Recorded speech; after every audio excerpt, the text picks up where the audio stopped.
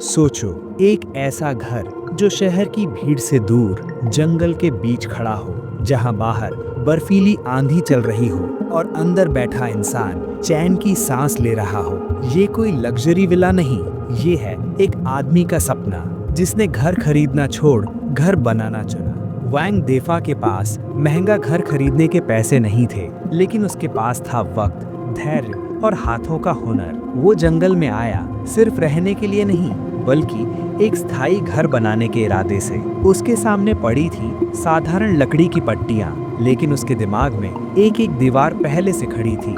देफा जानता था, अगर नींव गलत हुई तो पूरा घर बेकार। इसलिए हर लकड़ी के बीम को सबसे पहले प्रोटेक्टिव कोटिंग दी जाती है।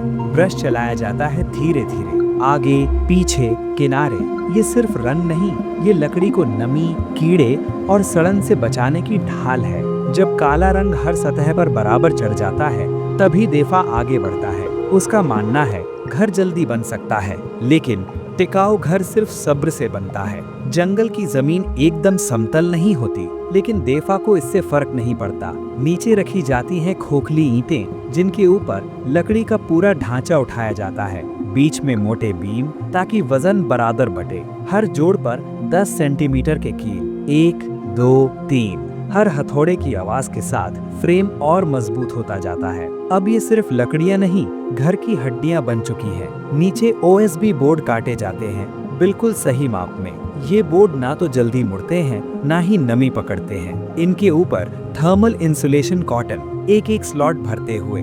जब सारी जगह भर जाती है तो ऊपर से लकड़ी की परत बंद कर दी जाती है। अब ये फर्श नंगे पांव चलने पर भी ठंडा नहीं लगेगा।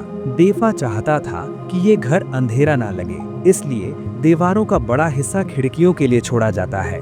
लकड़ी के फ्रेम, ग्रूव वाले राफ्टर, बीच बीच में सपोर्ट बीम, हर हिस्सा एक दूसरे से जुड़ा हुआ, जैसे कोई पजल। फिर पूरी दीवार पर फिर से काली पेंट, ताकि बाहर अंदर सब एक सा दिखे। छत पर लकड़ी की पट्टियां एक एक करके जमाई जाती हैं। फिर आता है सबसे अहम हिस्सा, सीलिंग।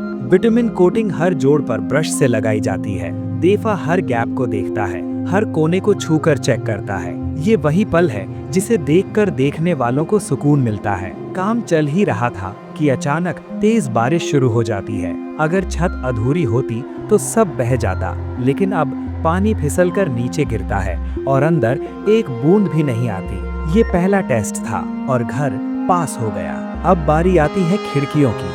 देफा खुद लकड़ी के फ्रेम बनाता है, काले घर के बीच ऑरेंज रेड फ्रेम, जो पूरे लुक को जिंदा कर देता है। डबल ग्लास, सीलिंग स्ट्रिप, ठंडी हवा का कोई रास्ता नहीं। दरवाजा भी साधारण नहीं, अंदर इंसुलेशन बोर्ड, बाहर लकड़ी की परत। दरवाजा लगते ही घर पहली बार घर जैसा लगता है। शाम हो चुकी है, दिन भर की मेहनत के बाद साधारण खाना और जमीन पर बिछा बिस्तर, लेकिन आज नींद सुकून वाली होगी। पार्ट 2 में तुम देखोगे अंदर की पूरी इंसुलेशन, बालकनी, फायरप्लेस, शानदार लकड़ी का बेड और वो चीज जिसने इस घर को पूरी तरह कंप्लीट कर दिया।